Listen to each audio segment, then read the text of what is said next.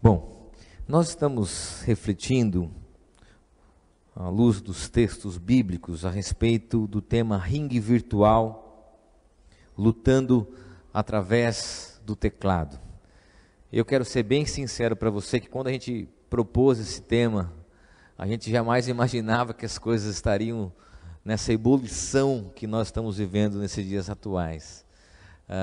Nem os mais pessimistas ou até os mais otimistas, não sei, a quem gosta de ver o circo pegar fogo, não é verdade? Imaginariam um clima como nós estamos vivendo, um clima de agressividade, de polarização, um clima onde as pessoas se sentem no direito de se expressar, acabam se excedendo nisso, e o que estava só no ambiente virtual acabou transpondo para as nossas relações pessoais, começou a trazer treta e problema nos grupos de família. E aí você vê aquele primo, aquele tio, aquele irmão, aquele amigo saindo do grupo, meu Deus, né? Por causa de brigas políticas.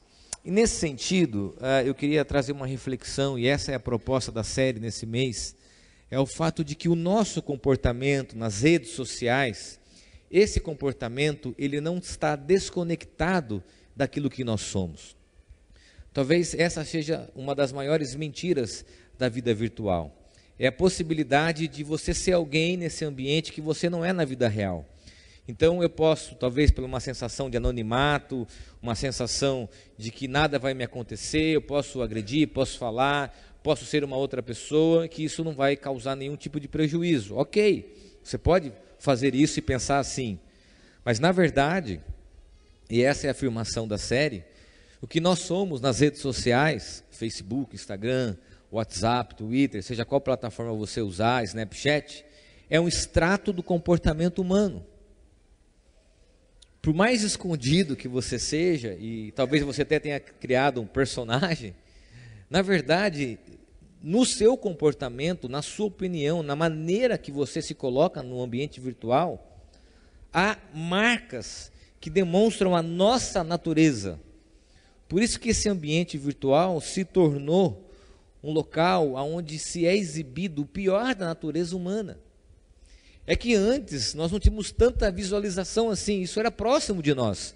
A internet ele é um amplificador que traz coisas absurdas, pessoas que você não conhece, vozes que você nunca ouviu, que são amplificadas nesse ambiente. E nesse sentido, a gente percebe que a humanidade anda mal das pernas, conforme a canção que a gente cantou aqui, que é o tema do mês. Que os seres humanos acabam se expondo e pondo aquilo que é pior nas redes sociais. E hoje eu queria falar sobre talvez um dos temas mais importantes propostos por essa série, que é o tema da fake news.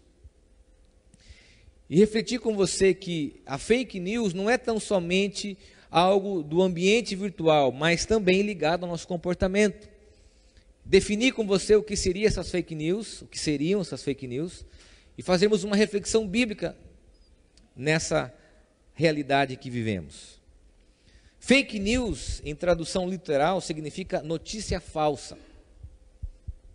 Alguns intelectuais, estudiosos do comportamento humano, apontam que nós estamos vivendo sob o domínio da pós-verdade. Quero explicar isso rapidamente para você, para não perder a sua atenção, ok? Há algum tempo atrás, nós vivíamos o que os estudiosos chamavam ser pós-modernidade, onde a verdade é relativa. Você tem a sua verdade, eu tenho a minha verdade, cada um tem a sua verdade, porque a pós-modernidade tem como característica principal a relativização da verdade.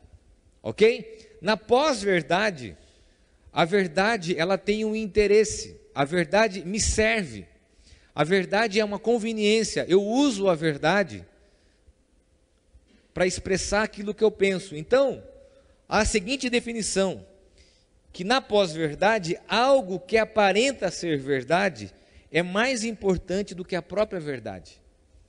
A verdade serve aos meus interesses. A verdade não é mais relativa, a verdade agora se estabelece como uma intenção, um instrumento para algo. Por isso a gente vive esse contexto de fake news, de mentiras, de notícias falsas das mais variadas possíveis. Desde aquela dos grupos de WhatsApp que falam daquele Uno verde que rapta a criança, desde aquela do grupo do WhatsApp que fala que vai ter que pagar o serviço do WhatsApp, ou que as redes sociais vão ser pagas, desde essas mais simples até as coisas mais sérias, e que geram uma catarse, ou seja, um sentimento coletivo que contamina as pessoas, e esse medo faz com que as pessoas absorvam essas fake news e essas mentiras como sendo verdades. As fake news têm como probabilidade ser mais compartilhada na internet até 70 vezes mais do que uma notícia verdadeira. Por quê? Porque há um interesse das pessoas pelaquilo que nós chamamos de mentira. E uma coisa aqui, quero ser bem sincero para você, a grande maioria das fake news, das mentiras no ambiente virtual, a gente olha e a gente vê assim, isso aqui é mentira. É muito mentira. Mas quem inventou aquilo não está preocupado com aquilo, ele está preocupado em repercutir, em causar um dano devastador, em pulverizar uma ideia. É exatamente isso. Por isso que as pessoas compartilham porque sabem que a intenção daquela notícia é causar uma notícia falsa, um mal-estar, propagar uma inverdade. Porque as pessoas hoje celebram esse ambiente de fake news. E aqui eu quero ser um pouco duro e talvez pedir que você compreenda isso.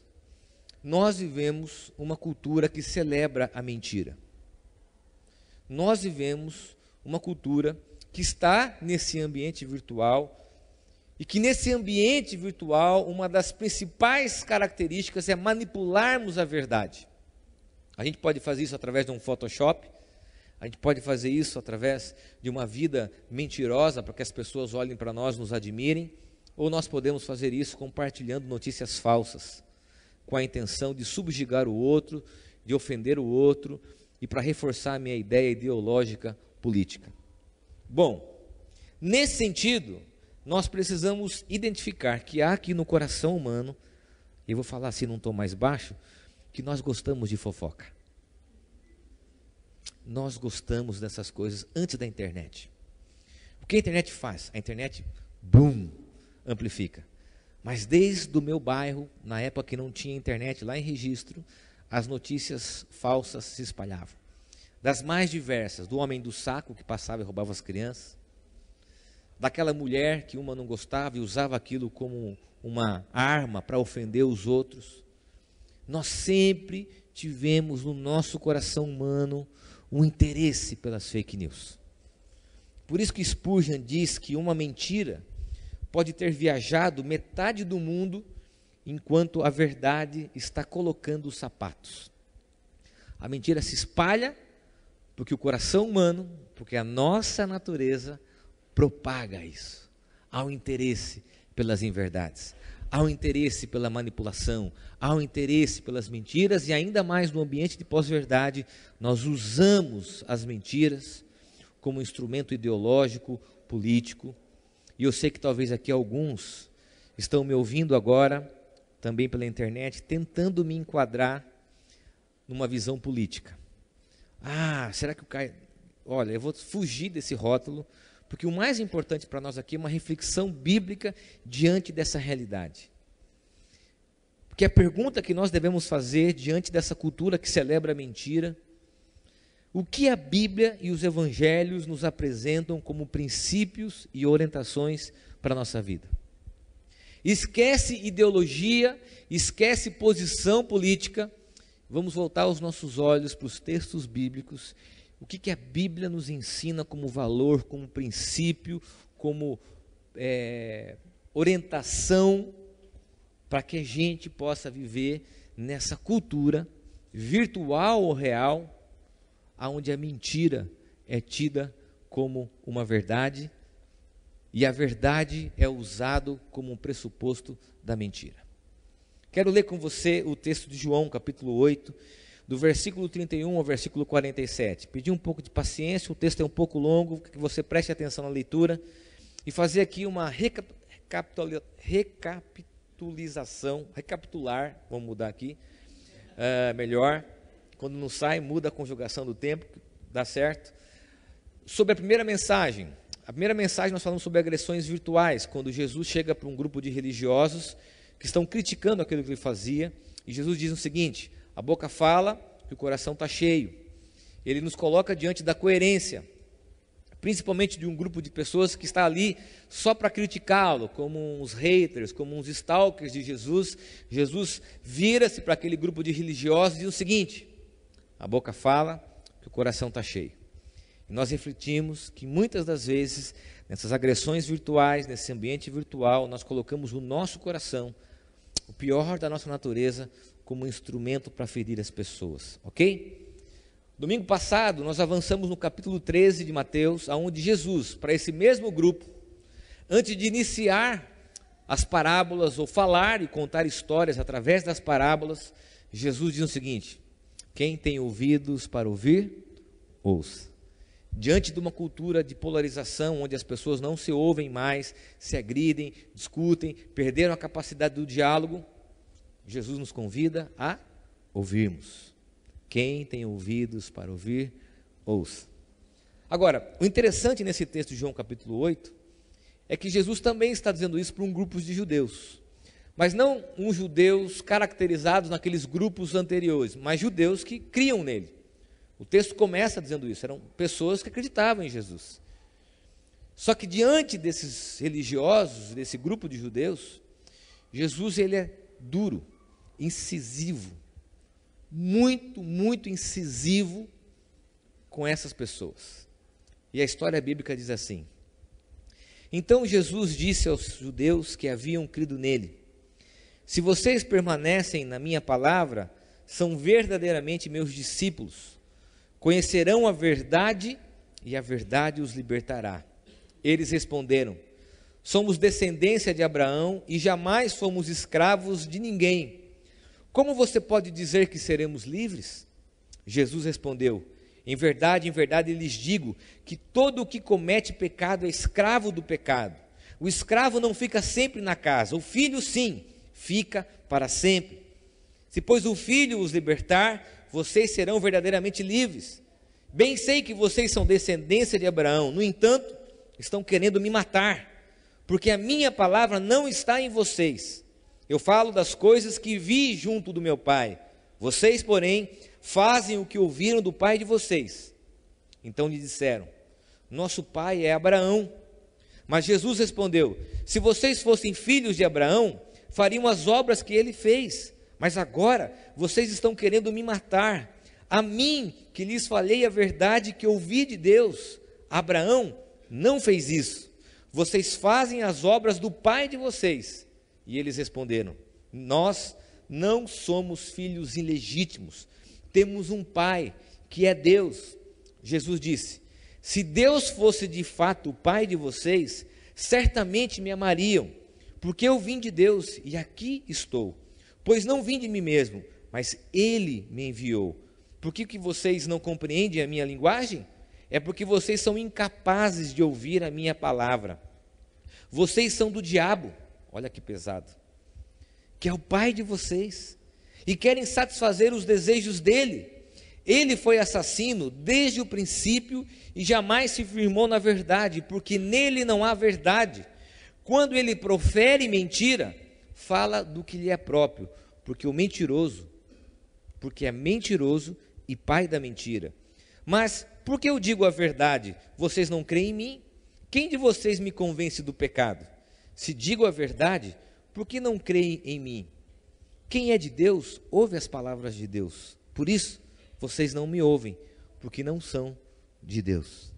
É muito comum a gente encontrar nos textos bíblicos as palavras mais amorosas de Jesus, palavras de conforto, palavras que vêm ao nosso coração trazendo sentido, mas quase sempre nós não gostamos das histórias bíblicas onde Jesus nos confronta, onde Jesus coloca a nossa realidade à mostra. E esse grupo de judeus estava diante de Jesus, e Jesus estava numa forma afirmativa, assertiva, confrontando essas pessoas.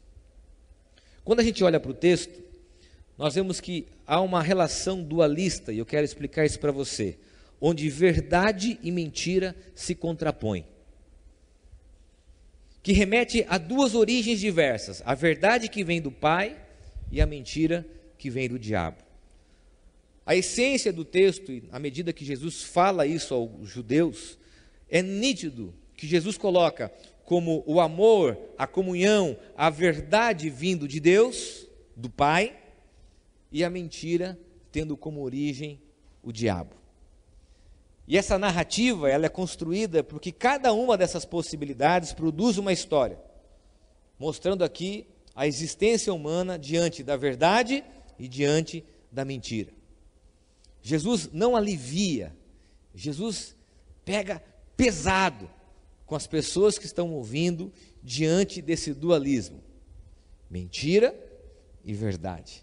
Não há um diálogo, não há uma proximidade, não há talvez aqui nenhum conceito como pós-modernidade para relativizar a verdade, e não há no texto nenhum conceito como pós-verdade. O que há, a Jesus colocando a verdade tendo origem no Pai e a mentira tendo origem no diabo. O que isso nos faz considerar diante da história bíblica e dos textos bíblicos? Primeiro, que o pecado nos faz perder a consciência de si mesmo. Tem uma coisa muito interessante nesse texto, é que quando Jesus afirma que conhecerão a verdade e a verdade os libertará, a resposta daquele grupo de pessoas é imediata. Essa palavra não serve para nós, porque nós não somos escravos. Jesus está dizendo, se vocês conhecerem a verdade, vocês serão livres, a verdade liberta. E imediatamente esse grupo de pessoas responde o seguinte: essa palavra não serve para nós, porque nós não somos escravos de ninguém. Olha que interessante, que incoerência. Se a gente olhar para a história bíblica, nós vamos perceber que na realidade, os judeus tinham passado por períodos sucessivos de escravidão. Eles tinham sido escravos sob o domínio dos babilônios, dos egípcios, dos persas e naquele momento dos romanos.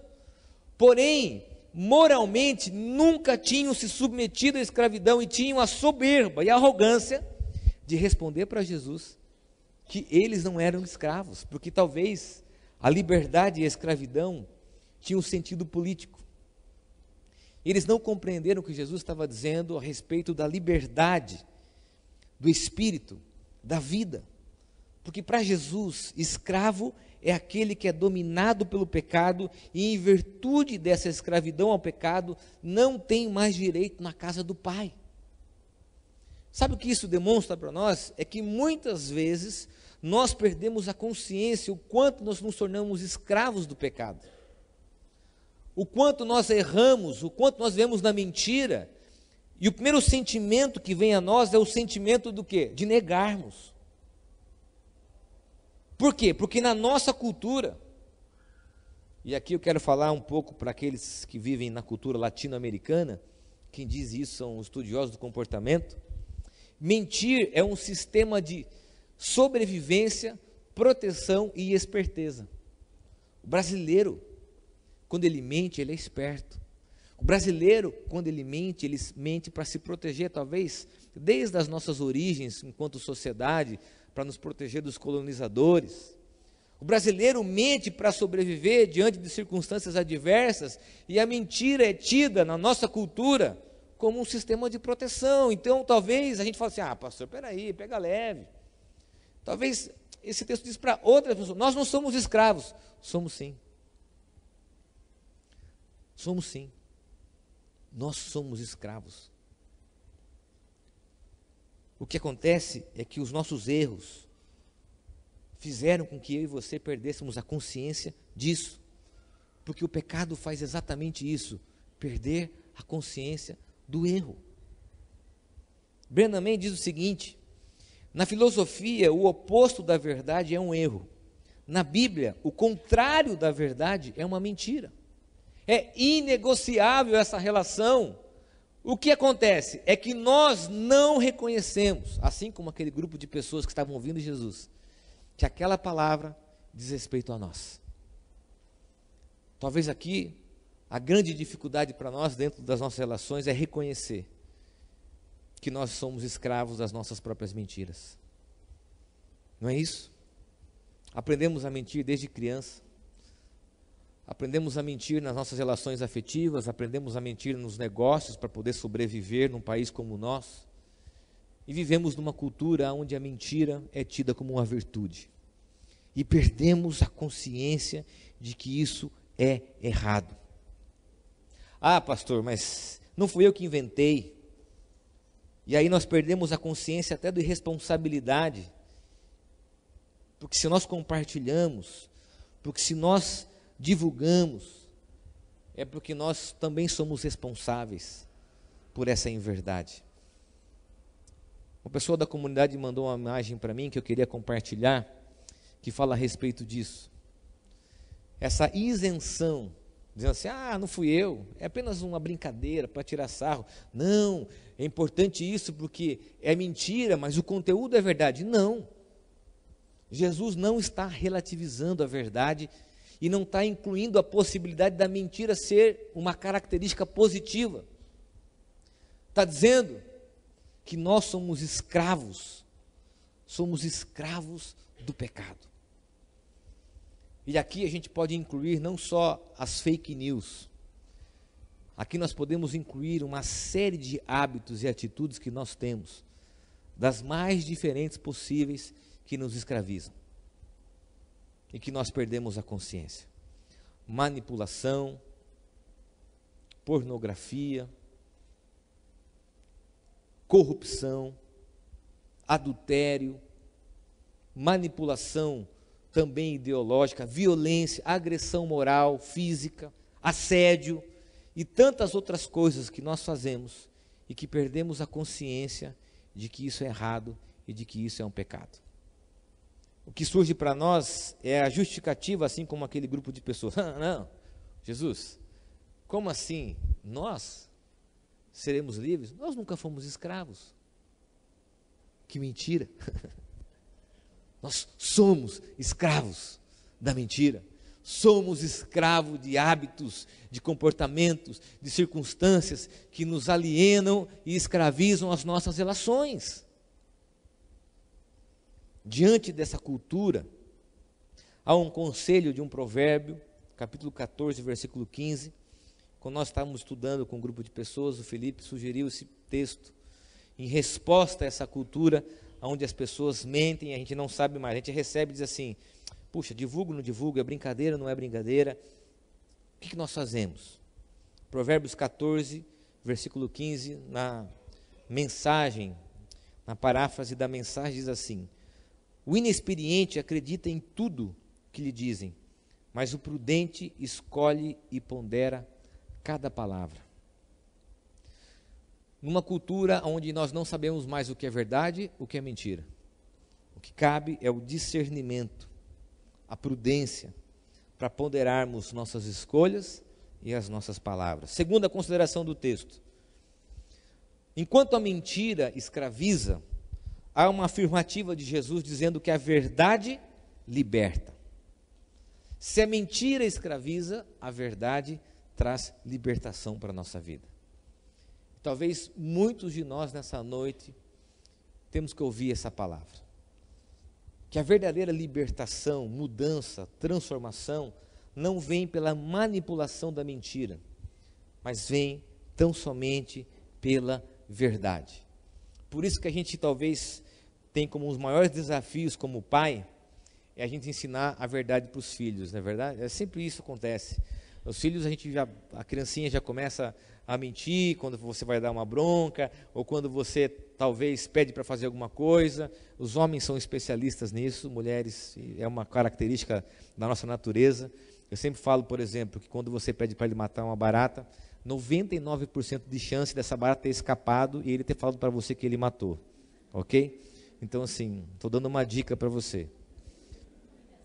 Essas crianças, né, elas também têm essa natureza de mentir, e a gente tem como pai sempre o desafio de dizer, olha, uma mentira não se transforma numa verdade.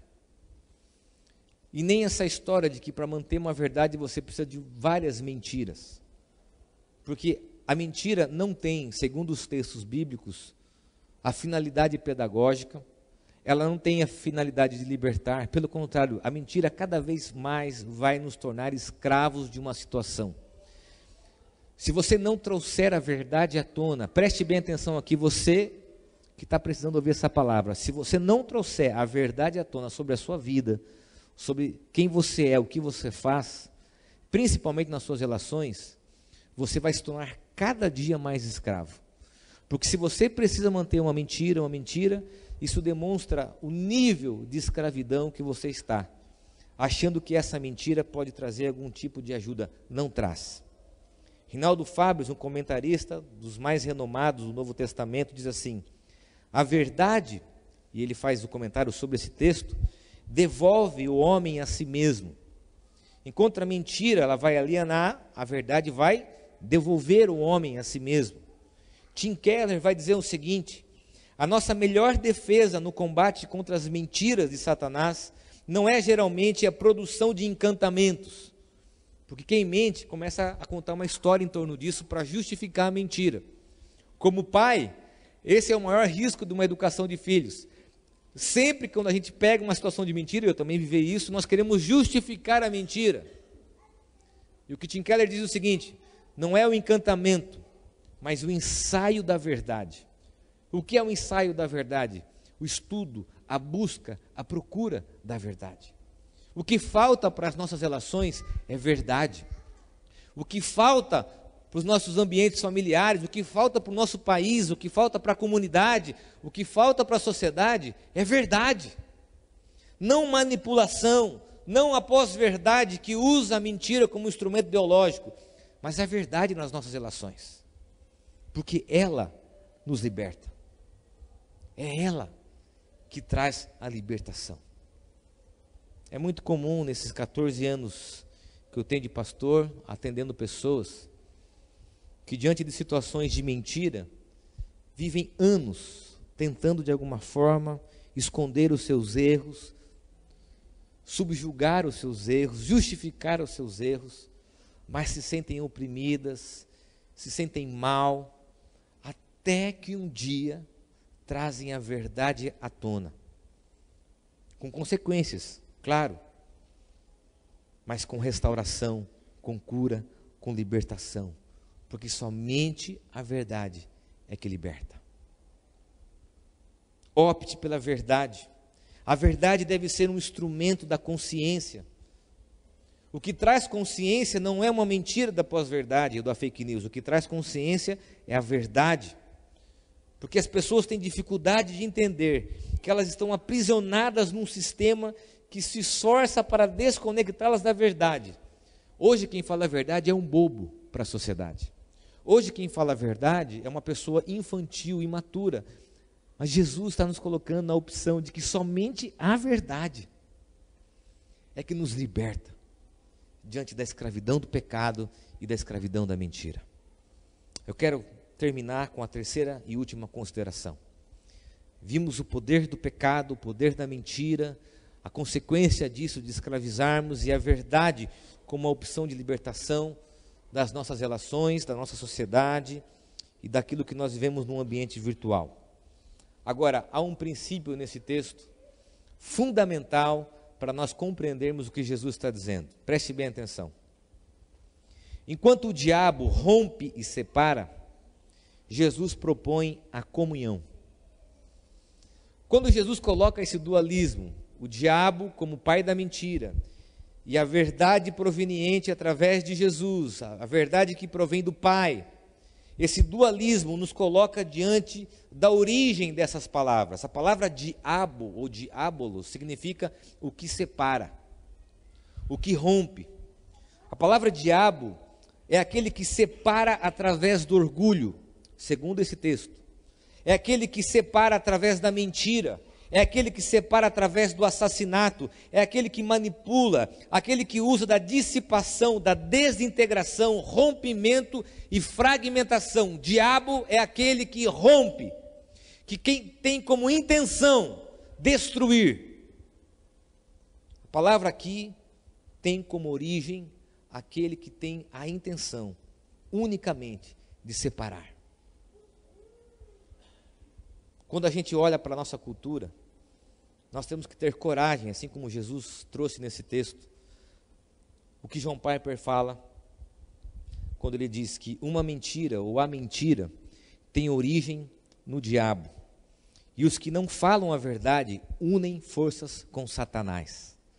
Eu não quero aqui espiritualizar, eu quero trabalhar a semântica dessa palavra que Jesus usa. Uma palavra diabólica é uma palavra que desintegra. Uma palavra diabólica é uma palavra que vai fragmentar as pessoas, vai fazer mal. Agora, em contraposição, Jesus usa a linguagem da comunhão para integrar os seus discípulos. Olha só no texto, nós temos a expressão, os que permanecem em mim, os que conhecem a verdade, aqueles que estão na casa do Pai, enquanto o que mente, enquanto que é escravo do pecado, ele não para de uma casa para outra, aquele que tem a verdade, habita permanentemente na casa do Pai, aquele que crê verdadeiramente é livre, e Jesus diversas vezes vai colocar essa contraposição, olha, o diabo faz isso, mas aquele que conhece a verdade, aquele que conhece a mim, aquele que conhece o Pai, ele é o oposto daquilo que o diabo oferece. O que Jesus está nos convidando nesse texto é fazermos uma opção, em sermos livres pela verdade e fundamentarmos a nossa fé na verdade e na certeza da comunhão e das propostas que ele faz. John Piper, ainda comentando esse texto, diz assim: nosso interesse pela verdade é simplesmente um reflexo do nosso interesse por Deus. Deixa eu usar aqui de uma dinâmica muito sincera para você pensar, para você refletir. Devemos nos perguntar: isso vai causar mal ou bem? Quando eu ensino os meus filhos a mentirem, para que sejam bem-sucedidos, talvez até profissionalmente, a longo prazo isso vai causar mal ou bem? Isso vai desintegrar ou isso vai integrar?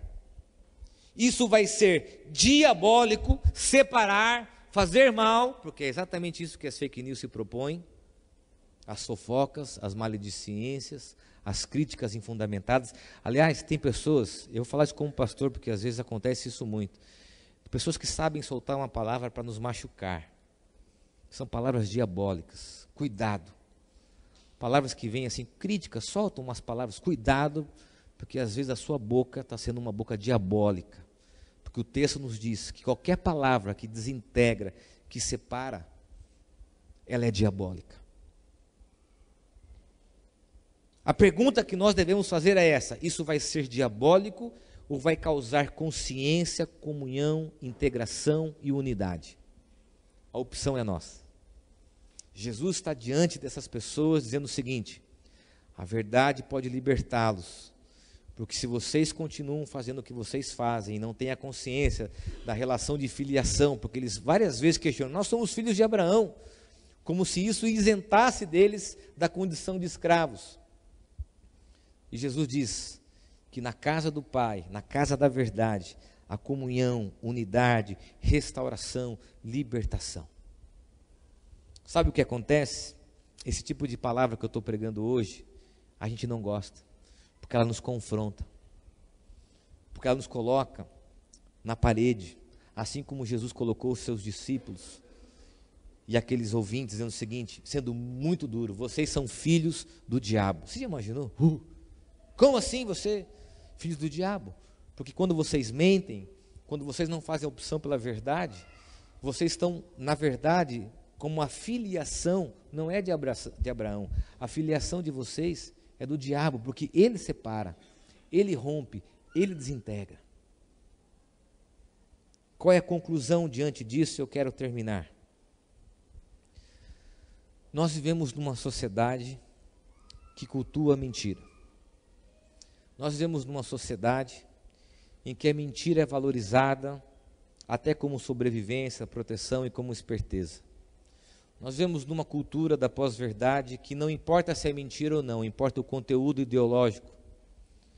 Mas o Evangelho de Jesus nos chama à verdade. A verdade. Porque eu creio que enquanto a mentira traz constrangimento, a mentira traz vergonha, exposição, a verdade traz comunhão, integridade. Eu quero terminar contando uma experiência que eu tive com o meu pai. Meu pai, nós crescemos vendo episódios no nosso dia a dia de honestidade do meu pai, ao ponto de que isso virou até uma piada entre a família. Constantemente nós dávamos risada disso, da honestidade ao extremo, de coisas assim mínimas. E uma das coisas que ele mais pegava no nosso pé era conferir o troco. Nós íamos comprar alguma coisa, a primeira pergunta que ele nos fazia é: você conferiu o troco? No medo de que nós lesássemos as pessoas. E por diversas vezes eu vi os meus pais brigando e minha mãe dizendo para o meu pai isso: você é muito bobo, você é muito bobo, sendo até vítima de piadas na família. Mas uma das coisas que meu pai sempre nos disse, ele dizia o seguinte: eu não quero nunca que vocês se envergonhem de mim, eu não quero nunca que em nenhum lugar que vocês possam ir, o meu nome traga constrangimento a vocês.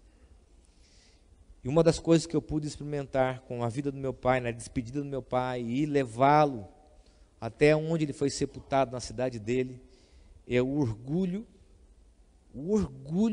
que ele me deu, de poder dizer para as pessoas daquela cidade, para a família, que o meu pai foi um homem honesto, foi um homem íntegro, correto, e que o maior bem que ele nos deixou foi a opção pela verdade. Embora talvez nas circunstâncias da vida a gente não tenha ouvido em alguns momentos, mas nós nos lembramos, todos nós, daquilo que ele nos ensinou, em caminharmos na verdade. Brennan Mann diz o seguinte: a boa nova significa que podemos parar de mentir a nós mesmos, porque o doce som da graça admirável nos salva da necessidade do auto-engano. Somente Cristo, somente a cruz pode transformar a nossa natureza mentirosa. Somente Cristo pode transformar essa natureza que é escrava do pecado para usufruir da graça de Deus, do amor de Deus, para que pela graça a gente possa ser verdadeiro, não perfeito, mas verdadeiro. Eu não sou uma pessoa perfeita, aliás, não quero te frustrar com isso, não tenho nenhuma dificuldade de dizer que eu sou uma pessoa imperfeita, um pastor imperfeito. Mas uma coisa na minha vida me traz autoridade para falar, chama-se graça de Deus. Porque Deus, mesmo sabendo quem eu sou, me traz aqui para compartilhar com vocês uma palavra que eu não mereceria estar aqui para compartilhar. Se eu estou aqui, é porque Cristo me alcançou, e a graça dele me alcançou, para que eu e você vivêssemos na verdade. Não negociarmos. Verdade é verdade, e ela liberta. E mentira é mentira, e ela escraviza. Feche teus olhos, eu quero orar com você.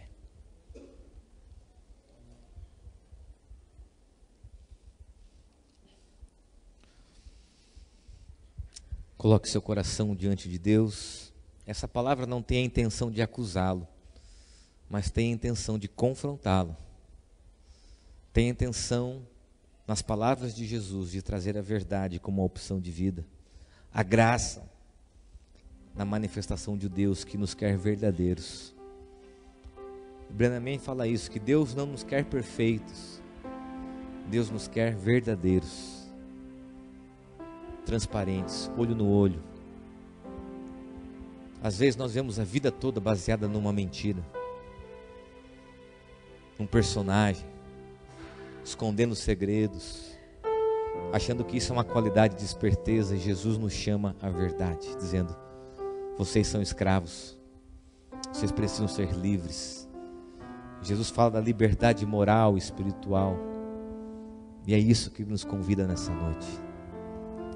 Senhor, pela Tua graça, pelo Teu amor, pelo Teu Santo Espírito, nos torne livres nessa noite. Que essa verdade, a verdade da Tua palavra, a verdade que é o Teu Filho, nos torne livres da mentira, para sermos propagadores e vivemos na graça e na verdade. Ó Deus, muitas pessoas aqui são escravas da mentira, dos vícios, dos hábitos, e precisam serem livres pelo teu amor. Por isso, ó Deus, que essa palavra nos confronte nessa noite. No nome de Jesus. Amém. Amém.